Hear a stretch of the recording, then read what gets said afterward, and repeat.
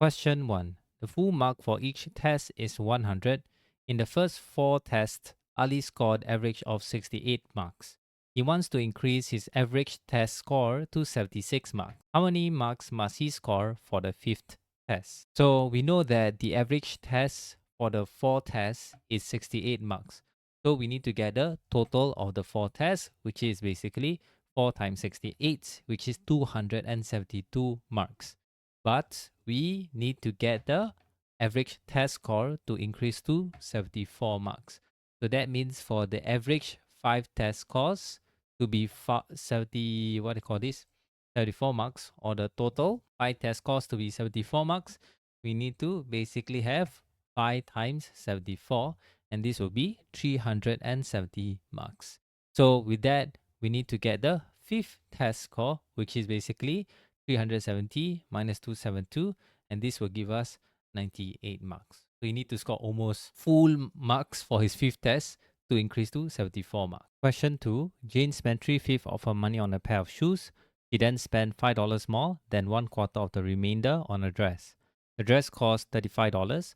How much money did she have at first? So in this case, we know that she spent 3/5 on her shoes, so 3/5 of money on shoes. Okay, that means, let me just put here as shoes is equal to 3/5 of money. Then she say she then spent $5 more than 1/4 of the remainder on a dress. So the remainder basically 1 minus 3/5. Okay, and this is equal to, in this case, 2/5 of the money. So the dress, he said he spent $5 plus 1/4 of the remainder. So we also know that the dress is also equal to $35. So since the dress are the same, that means 35 is equal to 5 plus 1/4 remainder. So this is an equation. We can just, have it to just minus 5 over here and minus 5 over here, right? So then this will leave us to 30 equal to 1/4 remainder. So that means 1/4 of the remainder is equal to 30 in this case. Then 4 out of 4 remainder would then be equal to 30 times 4, which is 120. Since we know that the remainder is equal to 2/5 of the money, right? So that means the total, the remainder, or this will be 2/5 of money equal to 120. So 1 out of 5 of money equal to 120 divided by 2, and this will give us 60. Then lastly, 5 out of 5 of money, it's basically 5 times 60, and this will give us $300.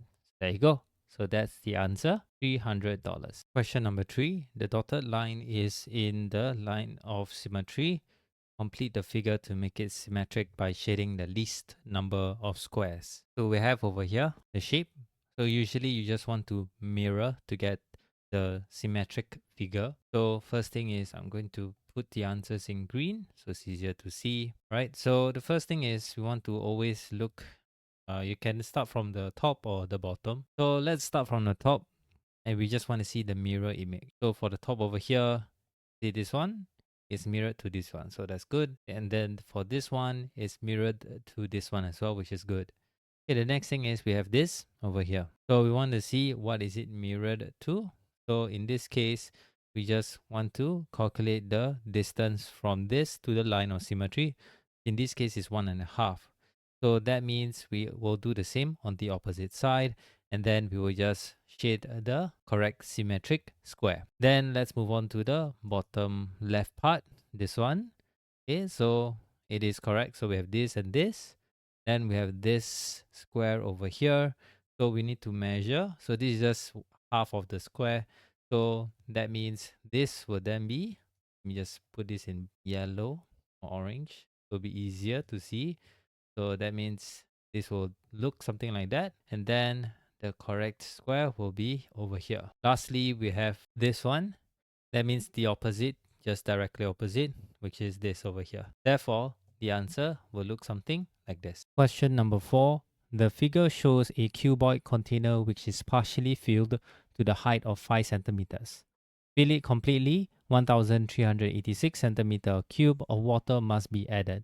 What is the height of the container? So to get the height from a volume, you just need to divide it by the base area. So for this, we have the base area, which is basically length times breadth. So in this case, the length times breadth for this will be equal to, the length is, in this image over here, it is 18 centimeters times 11 centimeters. And this will give us 198. So we know that to fill completely with water in this container, we need 1386. So I would say the remaining height is basically the remaining water divided by the base area. So the remaining water that we are looking for in this case is 1386 centimeter cube. So from this statement, to fill it completely, we need 1386 centimeter cube, which is the remaining water.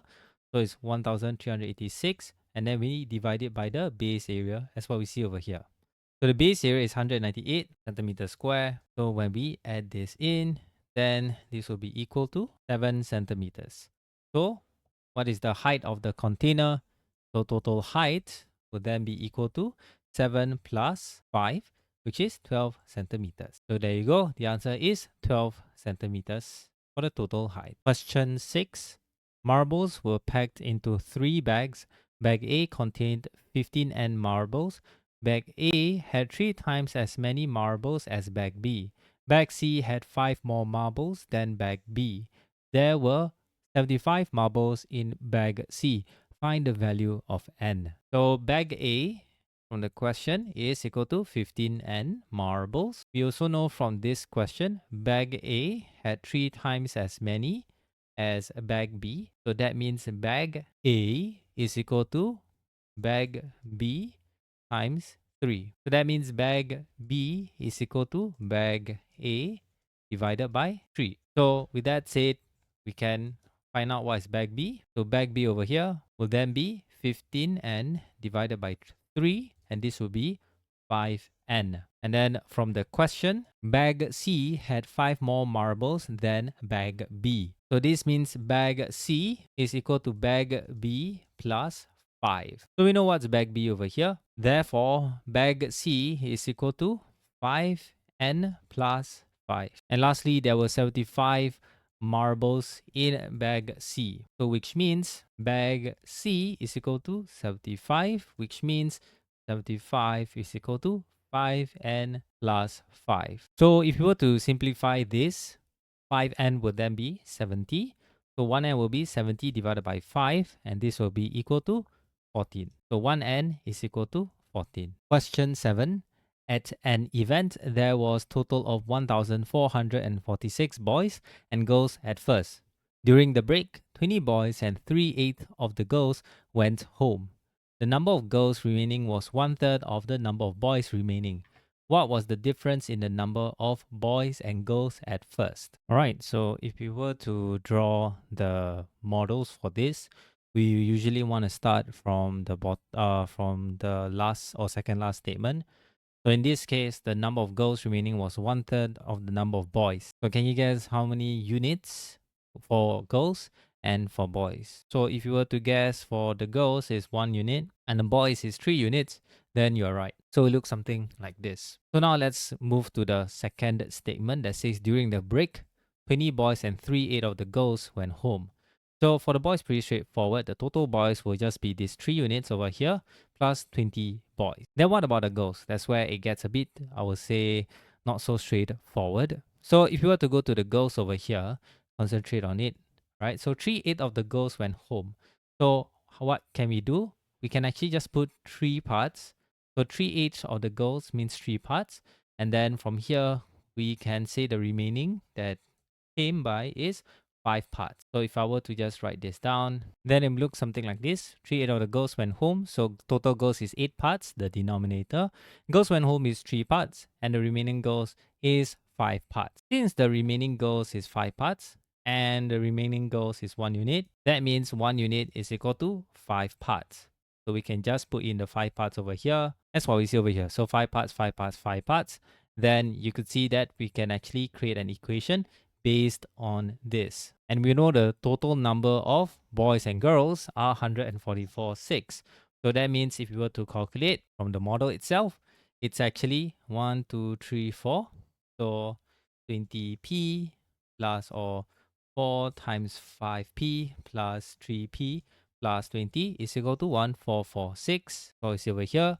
So that means this will be 23p plus 20 equal to 1446. And if you were to simplify to get 1p, so 1p will be 1426 divided by 23, and this will give us 62. So we want to find the difference between the number of boys and girls at first. So total boys at first, we have to look at it is 15p plus 20. And then this will just be 15 times 62 plus 20. And this will give us 950. Then the total girls at first will be equal to 8p, which is essentially 8 times 62. And this will give us 496. So now the difference is basically 950 minus 496. And this will be equal to 454. And that's the answer. Question 8a. The amount of money Bala had was 60% that of Alan's. Alan had $52. How much did Bala have? So Bala had 60% of Alan's. Okay. And we know that Alan is equal to $52. So that means Bala is 60% of Alan, which means this will be equal to 60% times Alan, which is 52. And this will give us $31.20. Question 8b. The amount of money Bala had was 60% that of Alan's. After receiving some money from his mother, Bala's amount of money increased by 20%. By what percentage must Alan's money decrease so that they have the same amount of money? So we need to first calculate what is Bala money, which is in this case $31.20. I'll change this as Bala at first. Then he get money from his mom. So the money increased by 24%. 20%, I mean, not 24%. So Bala, after mother give him, he essentially is 100 plus 20, which is 120%. So this is percentage after mother give him 20% more. So that means for Bala, if you want to calculate the money, we just then have the dollars. And we know that at first he has $31.20. So that means we have $31.20 times 120%. And this will give us $37.44. So now we need to know what's the amount of money Alan need to decrease, which is pretty straightforward, which is Alan's at first money, $52. Okay, and then we minus $37.44. And this gives us $14.56. So in terms of percentage decrease, so Alan's money percentage decrease so that they have the same amount of money is basically the difference, 1456 divided by 52 times 100. Okay, and this will give us 28%. So there you go. So the answer is 28%. The bar graph shows the number of cars sold at 4 different shops, A, B, C, and D respectively. The bar for shop C is not drawn. The number of cars sold at shop C was twice the number of cars sold at shop A. How many cars were sold at shop C? So first, let's see how many gaps are in between 0 and 2. So in this case over here, we have 1, 2, 3, 4. So we have 4 gaps. 4 gaps is equal to 20. 1 gap is equal to 20 divided by 4. And this will give us 5. Okay, so now we know how many is 1 gap. The next thing is we need to find how many cars were sold at shop C. So the bar for C is not shown. The number of cars sold at shop C was twice the number of cars sold at shop A. So let's go to shop A and let's see how many cars were sold. If we were to draw a line, it will be 85. So shop A is equal to 85. Since the number of cars sold is twice the number of shop A, so from this statement, we can just write this down, which means shop C will be 2 times of shop A. So we know how many is shop A, which is 85. So that means we will just have 2 times 85, and this will give us 170. So part B, The bar graph shows the number of cars sold at four different shops A, B, C, D. The bar for C is not drawn. Shop E sold 175 fewer cars than that number of cars sold by shop A, B, and D. How many cars did shop E sell? So we know from the previous question that 4 gaps over here is equal to 20. One gap is 5. And then we also calculated shop A and shop C, which in this case will look something like this. So that means we just need to calculate shop B and D as well. So let's look into shop B. Shop B over here, if you were to draw a straight line, then it will be 100 as what you see over here. Okay, so shop B is equal to 100. Then lastly, we have shop D, and shop D will be over here at 140. So shop D equal to 140. So we don't need shop C actually. So it says here, shop E is sold 175 fewer cars than the total of shop A, B, and D. So shop E is basically equal to A plus B plus D minus 175. So we can do that. So shop E will then be equal to 85 plus 100 plus 140 and then minus 175. And this will be equal to 150. So the answer is 150. Question number 10. Tracy had 5 more 50-cent coins than 20-cent coins. After she used 8 50-cent coins, the value of 50-cent coins is $6.30 more than the value of 20-cent coins.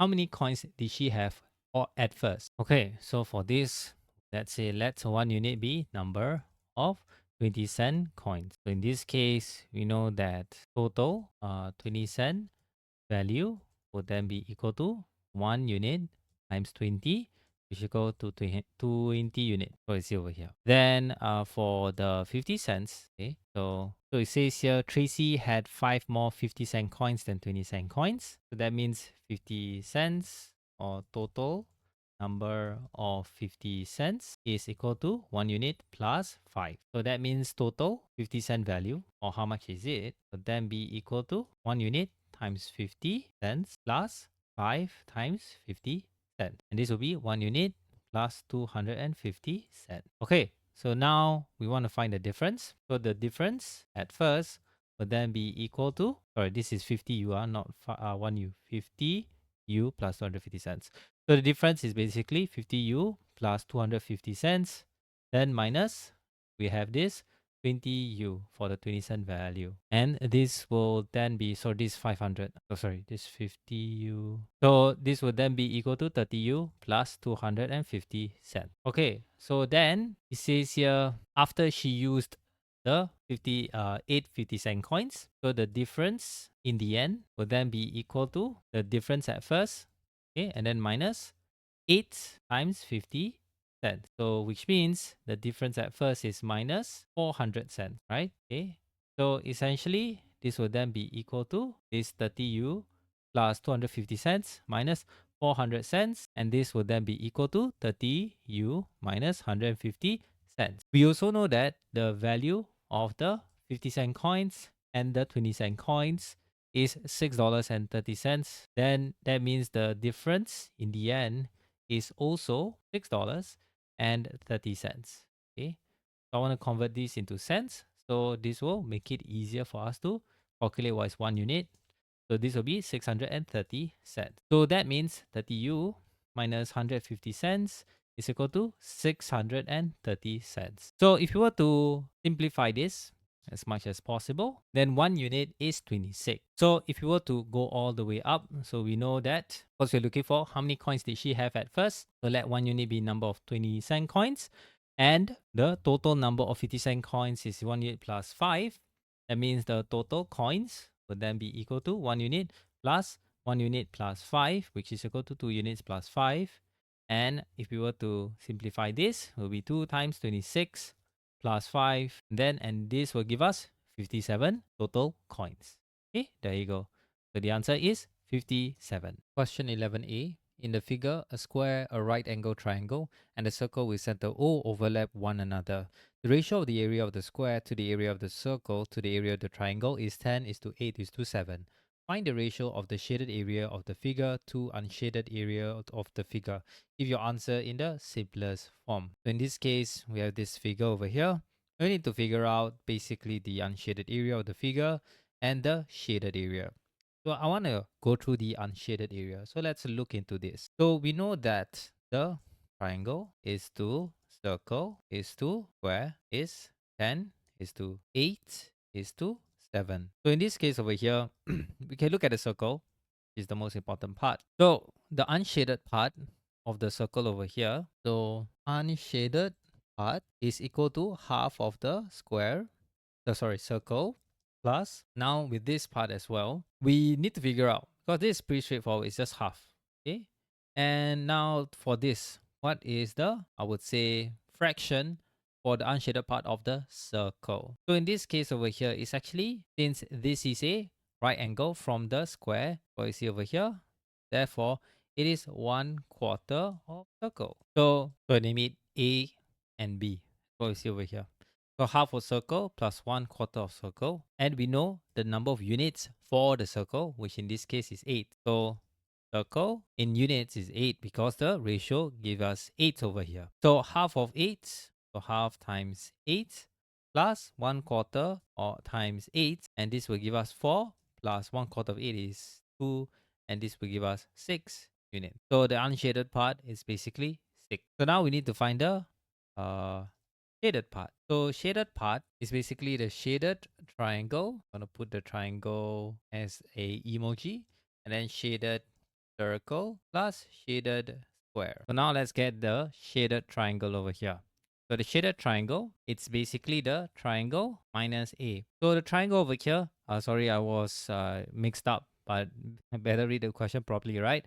So triangle over here is 7. So triangle will be 7 minus A. So A is equal to 4. So that means 7 minus 4, this will be 3 units. Then for the shaded circle, so the circle minus A minus B. So circle is 8 minus 4 minus 2, and this will give us 2 units. Then lastly, we have the shaded square, which in this case is equal to, so the square is 10 minus 2, and this will give us 8 units. So that means the total shaded part then be equal to shaded triangle, which is 3 units, plus shaded circle, which is 2, plus shaded square, which is 8. And this will give us 13 units. So therefore, shaded to unshaded would then be equal to 13 is 2. We scroll up for the unshaded is 6. Okay, there you go. So the answer is 13 is to 6. So for part B, given the unshaded area is 86.4 centimeters square, find the area of the triangle. So we know that the unshaded part is 6 units. That means 6 units is 86.4. Then 1 unit is 14.4. So now, how many units are we looking for? The area of the triangle is actually 7 units. So that means 7 units, which is area of triangle. And that will be equal to 7 times 14.4. And this will give us 108 centimeter square. So the answer is 108 centimeter square. Question 12a. The figure is made up of two identical parallelograms, ABCD and CFGH. ABD is twice the size of DBC. Find angle BDC. So usually when you want to solve this kind of question, you always want to see where the angle that you're looking for. So in this case, angle BDC is part of the parallelogram ABCD. So in this case over here, ABCD, there is this ABD is twice the size of DBC. So what does this mean? ABD will then be equal to 2 units, and then angle DBC is equal to 1 unit, right? So we can actually mark this down. I'm gonna put it in green.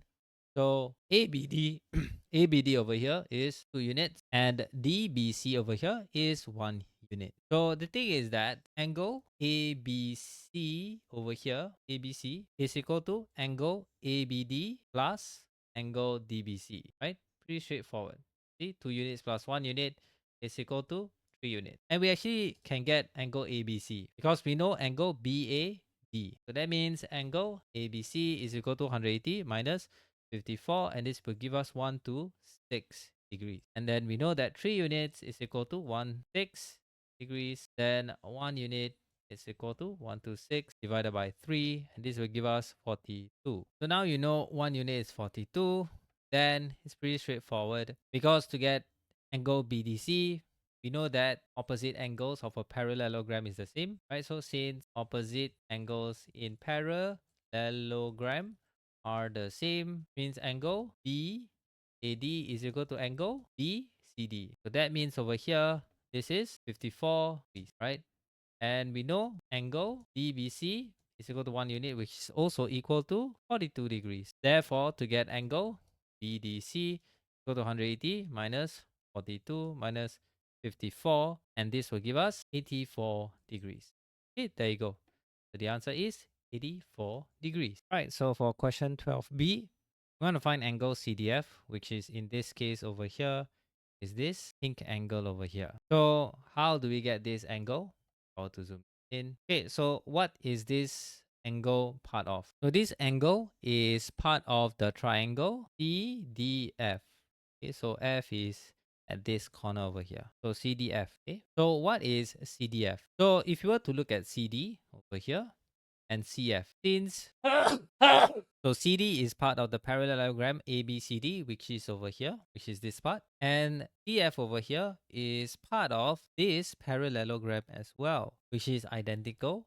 So CFGH is this one over here. And both of them are the short sides of the identical parallelogram, which means CD is equal to CF. Therefore, CD and CF here are the same, which means triangle CDF is an isosceles triangle, which means to get angle CDF, it's basically 180 minus this angle DCF divided by 2. So how do we get angle DCF? All right, so to get angle DCF, in this case is the color green. DCF is basically 60 plus angle HCF. So I see over here. So angle DCF is equal to HCF is in blue over here. So how do we get angle HCF? So since parallelogram ABCD and CGF are the same, so parallelogram ABCD and CFGH are the same, which means angle HCF is equal to angle BAD, which is this angle over here. Because they are literally the same, so then we can just put here as 54 degrees. Since we know this angle HCF is 54, then we can work backwards. DCF is equal to 60 plus 54, which is equal to 114. So that means angle CDF that we're looking for, it's basically 180 minus 114 divided by 2. And this will give us 33 degrees. So I see over here. Question 13a. The following pie chart shows the sales of 4 different flavors of ice cream in 2 shops. Each of the statement below is either true, false, or not possible to tell from the information given. So, first statement is shop B sold more orange flavored ice cream than shop A. So, from here, do you think is it true or false or not possible to tell? So in this case over here, I would say it's not possible to tell because even with the number in Nutella and in shop A and number of beans in shop B, we can't know what's the fraction or percentage for oranges in both shop. Okay, because there is no indicator. So in this case, it is not possible to tell. So for question 13b, the statement is given that both shops sold the same number of lemon flavored ice cream, shop A sold more ice cream in total compared to shop B. So I will say this is true because let's say lemon sold is 40. So shop A, so lemon in shop A is 1/4. So total, and that means 1/4 of ice cream in shop A is 40, which means 4 out of 4 of ice cream of shop A is equal to 4 times 40, which is equal to 160. Now for shop B over here, so lemon in shop B, let's say it is more than 1/4, which means even if we know the fraction, so let's say it is 3/8. Let's say shop B is lemon is 3/8, which means 3/8 of, so instead of 40, let's do 30 because it's here. So 34 times 30. So let's say shop B lemon is 38. Because why is it 38? It's because it's more lah. So let's say 38. Why 38? It's because it's more than 1/4, or 28, which is from shop A. So that means 38 of shop B lemon is 330, right? Or 38 of shop B, which is total 30. Why? Because lemon is equal to 38 of shop total. So that means shop B, 8 out of 8 shop B total is 80. So therefore, that's why this is true, because shop A sold more ice cream than shop B, right? So the next statement is, given that shop A sold 40 lemon flavored ice cream, shop A sold a total of 120 ice cream. So this is pretty straightforward. This is, if you guessed false, then you're right, because 1/4 of shop A total is equal to lemon, and a lemon is equal to, in this case, 40. That means 1/4 of shop A total is equal to, that means this will then be equal to total of 40 times 4. This is 160. But the thing is, the question says it's 120. That means it's false. Therefore, the answer to this is false. The last statement is, given that shop A sold 8 more mint flavored ice cream than shop B, the ratio of number of mint flavored ice cream sold to the number of Nutella flavored ice cream is 2:9. Yes, all right. So let's see if this is true, false, or not possible to tell. So the question didn't really put in, but it's supposed to be shop A. So therefore, we need to find shop A mint. So it says here, given that shop A sold 8 more mint than B, so mint in A is equal to 8 more, right? So means B plus 8. So means in A is basically means B. So mean B in the pie chart is 16 plus 8 would be 24. Then we want to find Nutella in A, which is equal to 36. So in this case over here, means to Nutella, right, is equal to 24 is to 36. If we divide it by 4, this will be 6 is 9. Divided by 2, this will be, divided by 3. This will be 2 is to 3. We just divide by 12 lah. Okay, so in this case, this is false. Question 14a. Bowls are arranged neatly into 20 stacks of the same height on a shelf in the restaurant. The number of bowls in each stack is the same, and the height of each stack of the bowl is 21 centimeters. An example of how 8 bowls pile up to form one stack is shown. How many bowls were there on the shelf? So this is pretty straightforward. One stack is equal to 8 bowls. So 20 stack is equal to 8 times 20.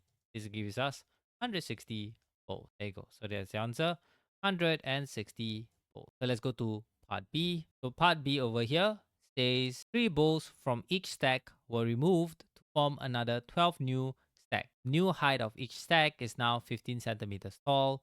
What was the height of each bowl? Okay, so for this, we just need to draw on the image over here. So it says over here, 3 bowls from each stack were removed to form another 12 new stacks. So that means we remove 3 bowls, or 3 gaps in this case over here.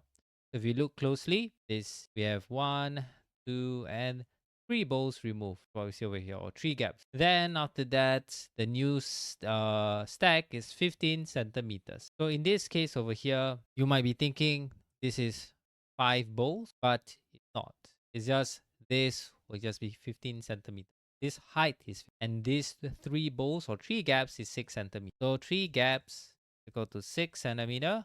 1 gap is equal to 6 divided by 2. This will give, 3 equal to 2 centimeters. So now from this 15 centimeters, how many gaps do we see? We have 1, we have 2, we have 3, we have 4. So 4 gaps over here. So this 15 centimeters is equal to 4 gaps plus 1 bowl. So we know how many gaps? 4 gaps equal to 4 times 2. This will give us 8 centimeters.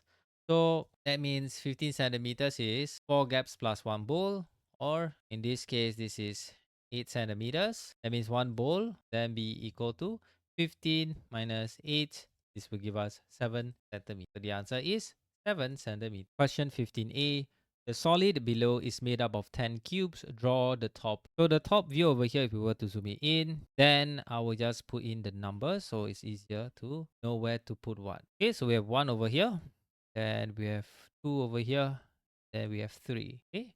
So I'm going to draw it out. So we have 1, we have 2, and we have 3. So let's move on to the next one. What about this middle part? We can put here 4. 4 should be above 2. I'm going to put another one. So this one will be above number 2 is the middle. Okay. Then after that, if we were to look down here, we have 5 and 6. So 5 and then 6. So 5 is above 4 and 6 is beside 5. So it will be like this. And then lastly, we have the last one, which is this over here. So this is 7. Okay, so then we just add one more 7 on the top. What we see over here. So that's the answer. So question 15 part B. The solid below is made up of 10 cubes. Jane painted the whole solid including the base. How many cubes had exactly 4 faces painted? So in this, 4 faces painted, which means 2 sides are covered. So cube number 1, it is 5 faces painted. Okay. And cube number 2 is 4 faces painted. Cube number 2, 4 faces painted. Let's put here 1, this 2. And what about 3? 3 is 5 faces painted. Okay. So what about 4? 4 is not really anything. Sorry, 4 here. Okay. So 1, 2, 3, 4. Oh no, just 3. So cube 4 is 4 faces painted. Sorry, 3 faces painted. So what about cube 5? Cube 5 is 5 faces painted. What about cube 6? Cube 6 has 4 faces painted. We have another one. What about cube 7? Cube 7 has 5 faces painted on. How about cube 8? Oh, cube 8 is 5 faces painted as well. Then we have 9. 9 also is 5 faces painted. And the last one, cube 10, 3 faces. Sorry, cube 3 is 4 faces painted because it's connected to 4 and 2. Okay, so therefore, if you were to count the number of 4 faces painted, we only have 3. So 3 cubes have 4 faces. So therefore, the answer is 3. Question 15C. The solid below is made up of 10 cubes.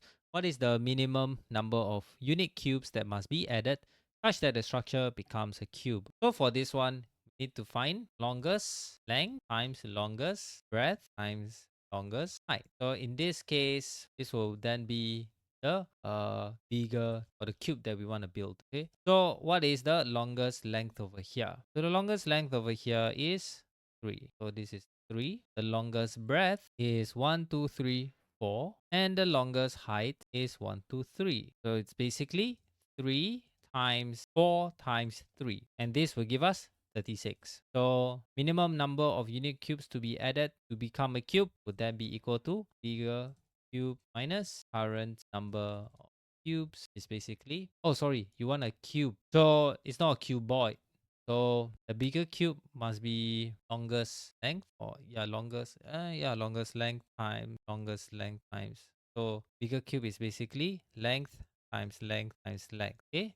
So we know that the length is 3, the breadth, the longest length is 3, longest breadth is 4, and longest height is 3. Since we are building a cube, we need to use the longest distance, so or use the highest number of cube for each length is 4. So therefore, it should be 4 times 4 times 4, which is equal to 64. So no, it's not 65, 64. So bigger cube is 64 minus NB. Okay, there you go. So that's the answer, 54. 15A, a shop produced square tiles in 2 designs as shown below. Each tile is made up of 4 quarter circles. The length of the side of each tile is 20 centimeters. Take pi 3.14, find the parameter of the shaded part of tile B. So for tile B over here, we have to zoom it in since this is only 20 centimeters.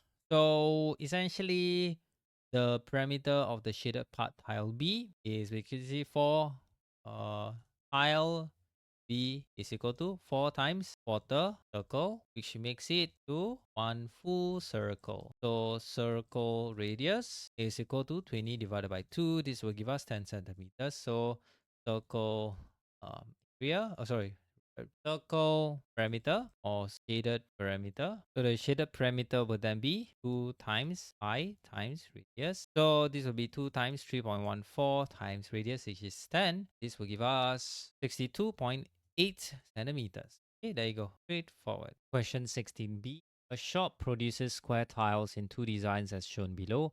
Each tile is made up of 4 quarter circles. The length of the side of each tile is 20 centimeters. Sometimes some tiles will laid out on a surface measuring 180 centimeters by 140 centimeters in an alternating manner. Example is shown below. What is the smallest possible area of all the tiles? So in this case over here, if you were to look at the two tiles over, if you were to stack them up, right, it will just be actually a full shaded square. So tile A plus tile B is actually a full, not full circle. Did I say full circle? Full square shaded area. Okay. So pretty straightforward in well. So now the more hard part is the when it is in this alternating manner. So for tile A and tile B over here, we were to get the full shaded square area. It's just basically 20 times 20, and this was 400 centimeter. So one pair, okay, of tiles, basically tile A plus tile B. So now in this case, if it's even number, it's pretty straightforward. We will just have 100 and one pair of tiles, which is two tiles, and then divide. So example, if total tiles is 4, that means one pair. So four total tiles is equal to, so two total tiles is equal to one pair. Okay, and four total tiles will be 4 divided by 2, which is 2 pair. And then that means total area then be equal to 2 times 400, 800, right? Pretty straightforward. But the thing is that if total tile is 4 or even, then it's easier to calculate. But what if the tile is, for example, 5? So we still do the same. So 5 will be actually 2 total tiles. So 5 total tiles will be 4 divided by 2. And this will give us 2 pair plus 1 alternating or one type of tile. So one in this case will at the edge. So at the edge over here, okay, maybe not 5 tiles, but let's say it is 9 tiles as what we see over here. So this is, let's say this is tile A and tile B. So if it's an odd number, for example 9, odd number, then you could see that the remaining tile, if you were to pair them up, so for example, if I were to pair them up, maybe using a highlighter, we have tile B and A is 1, tile A and B is 2, tile B and A is 1, tile B and A is 2. So we are left with B. So if we were to expand this, usually we will just get the last tile, right? Which in this case is tile B. So it depends on the height of the, I would say, alternating thing over here. If it's odd, then it's B. If it's even, it will end in A, right? And then at the same time, we also need to know what's the end. So technically, we need to know the end of 180. So if it's A, then it should be, for example, if it's even, then it should be A. So in this case, so we want to find out the number of tiles on the length. So number of tiles on length, 180 centimeters. Basically, 180 divided by 20, this is 9. The number of tiles on breadth, which is 140, which is 140 divided by 20, and this will give us 7. So that means we have an odd number for this, and we also have an odd number for 9 as well. So that means we will just have to plus the B, because this is odd and this is odd. Okay, since the length and breadth odd, that means last tile is tile B, or the corner tile is tile. This is the corner tile. Which is corner tile is okay. So plus one corner tile is, so corner tile is only B if the length and breadth is odd. Odd. Okay, so that means we can do this. So total tiles then be 9 times 7, and this will give us 63. Then total pairs would then be 63 divided by 2. This will give us 31. Remainder 1. So that means the shaded area, it's basically 31 times 400, then plus the tile B. So what is tile B area? So if you've done part A, then you probably know, but to just refresh, tile B area is basically, so okay, sorry, this is the parameter, but tile B is basically the area of the square minus the 4 quarter circles, which is actually 1 full. So which means tile B area is square minus 4 times quarter circle. So square we know is 400. So 4 times quarter circle is essentially equal to 1 full circle. So that means 1 full circle then be equal to pi times radius. So how do you find radius? 1 full circle or circle radius, it's basically 20 divided by 2. This will give 10. So that means 1 full circle will then be equal to 3.14 times 10 times 10. This will give us 14 centimeter. So that means for the tile B area, we'll then get the square, which is 400 minus 314. This will give us E. So that means the shaded area over here is 31 times 400 plus tile B, which is equal to 1248. Okay, so there you go. So the answer is 12,486 centimeters square. Question 17a. The figure is made up of two rectangles, ABEFG and BCEF. HXF and BDX are triangles. The perimeter of rectangle ACEG is 90 centimeters. The ratio of AG is to AC is 4:5, and X is the midpoint of BF. Find the length of AG. Okay, so since we know the parameter, we know AG and AC. So AG is 4 units and AC is 5 units. So that means total parameter in units is equal to 4 plus 4 plus 5 plus 5 to give us 18 units. We also know that total parameter of the whole thing is CEG is equal to D. That means 18 units equal to 90, and 1 unit is equal to 90 divided by 18, and this will give us 5. So AG is equal to 4 units. So 4 units is AG equal to 4 times 5. This will give us 20 center. The answer is 20 centimeters. Okay, so for question 17 part B, to find the area of the shaded part, so we actually can just use the units, right? So total parameter is 4 plus 5 plus 4 plus 5, 18 units. Total parameter is 90 centimeters according to the question. Then we can calculate for 1 unit. And then AG is 20 centimeters, the height. And the length, the length, length times radius, yes, 25. Okay, so now how do you find the area of the shaded part? So the thing is that we can just assume that GF over here and AB over here, let me highlight this in red, is in 5 centimeters. Okay, then the BC over here, right? So here, so BC will then be equal to 25 minus 5 is equal to 20 centimeters. Then from here, we actually can find the shaded part. So let's say I'm going to put A over here as the shaded part. Okay, so straightforward. So actually we are able to get, okay, no need the A and B. So we can get a triangle. This is triangle HXF. So shaded part equal to triangle HXF plus triangle XBD. XBD.